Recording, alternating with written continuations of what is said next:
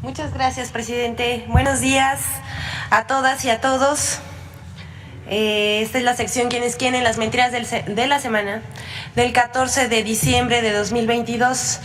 Pero antes de iniciar, me gustaría como poblana extender mi más sentido pésame a la familia del gobernador Miguel Barbosa Huerta, a doña Rosario, a sus hijos y a todos sus seres queridos. Un abrazo fraterno. Y vamos a iniciar con la sección. Se desquicia la oposición por plan B de reforma electoral enviada por el presidente. En radio, televisión y prensa escrita, así como en canales de YouTube y periódicos digitales, sigue a todo la campaña emprendida para difundir mentiras en torno a la reforma electoral enviada por el presidente Andrés Manuel López Obrador al Congreso de la Unión. En la última semana, los ataques y las mentiras han arreciado. Los argumentos son las mismas falacias. Que si el Poder Ejecutivo quiere secuestrar un organismo autónomo, que el plan B de la reforma era una venganza hecha con el hígado, como dijo Sergio Sarmiento en Reforma, que si la reforma busca allanar el camino a una reelección o a una elección de Estado, como publicó en el Financiero Enrique Cárdenas. También una misión electoral de la OEA acusó falsamente al presidente López Obrador de querer modificar el árbitro electoral independiente. Y bueno, ya sabemos, por ejemplo, Ciro Murayama declaró que la reforma es una venganza política. También miembros de la oposición y el diario Reforma acusaron de inconstitucional la reforma electoral.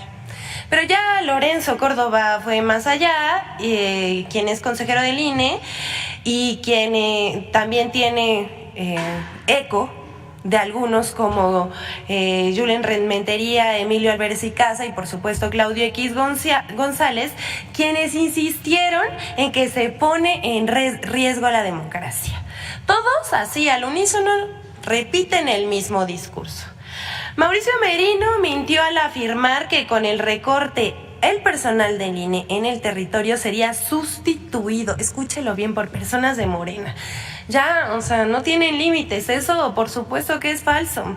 Todos los días se publican mentiras sobre la reforma electoral, pero no se tocan los temas de fondo que los ciudadanos deben conocer, como por ejemplo la reducción de recursos en el costo de las elecciones por 6,000 millones de pesos y del aparato administrativo del INE sin afectar sus tareas sustantivas.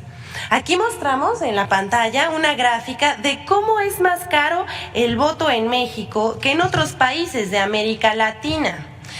Por ejemplo, vemos, esto está en dólares. En México cuesta $7.61 y en países como Chile y Colombia cuesta menos de $1.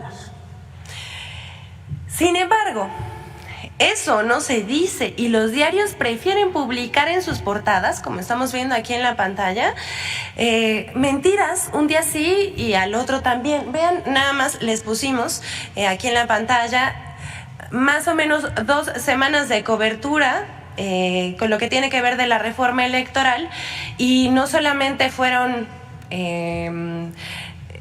portadas, sino también fueron notas periodísticas, columnas de opinión, editoriales en radio y televisión, pero para eso vamos a mostrarles en este momento un video de cómo se editorializa en los medios y se fija una postura. Esto por supuesto que sin datos, sino con descalificaciones que se propagan con la intención de confundir a los ciudadanos. El famoso Plan B es una iniciativa que ha salido del hígado del presidente Andrés Manuel López Obrador. No hay otro propósito en la iniciativa más que debilitar, golpear al Instituto Nacional Electoral. De hecho, en las muchas páginas que tiene esta iniciativa se señala que el Instituto Nacional Electoral es uno de los ejemplos de más nocivos de lo que los gobiernos gobiernos neoliberales determinaron como proliferación de instituciones descentralizadas y autónomas, en vez de garantizar elecciones libres, confiables, democráticas, auténticas, dice, ha convertido a una élite académica en garante de abusos en el uso del gasto público y cómplice protectora de conductas electorales fraudulentas e ilegales.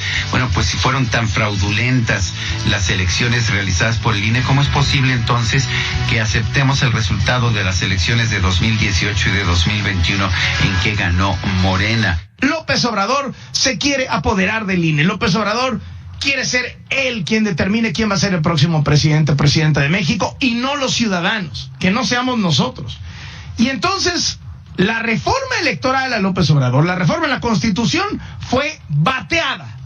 Revivió la alianza opositora, PAN, PRI, PRD, juntos otra vez, batean con MC también, batean la reforma constitucional electoral de López Obrador, pero luego, ya tenía López Obrador su plan B, que de todas maneras le pega al INE. Porque ese es el objetivo de fondo de López Obrador. Él no quiere un árbitro imparcial. López Obrador advirtió desde el lunes que al INE sí lo iba a tocar. Yo creo que si la reforma mataba al INE, la constitucional, esta lo quiere dejar inválido. Así de grave es. Es decir, está vivo el INE, no pudieron acabar con un instituto que en la Constitución aparece como autónomo, pero le están cortando las piernas, las manos, y eso puede comprometer las funciones que tiene que realizar el Instituto Nacional Electoral.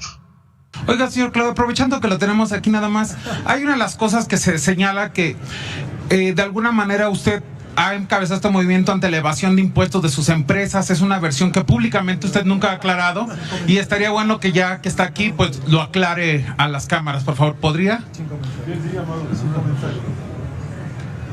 Sin comentario, y por favor cheque bien sus fuentes. Yo no soy empresario, soy activista social. Gracias.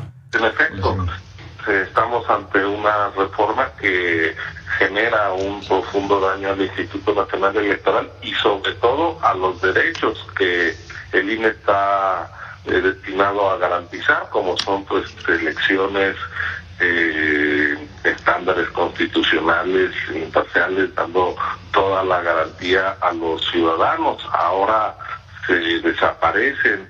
No tenemos un problema electoral, pero sí tenemos un personaje que lleva 16 años diciendo que el INE hace fraudes. Ese personaje fue un candidato derrotado a la presidencia 2 veces y hoy es el presidente de la República. Y no paró de repetir que el INE hace fraudes, y por cierto, pocas voces salieron a hacerle frente, Ciro.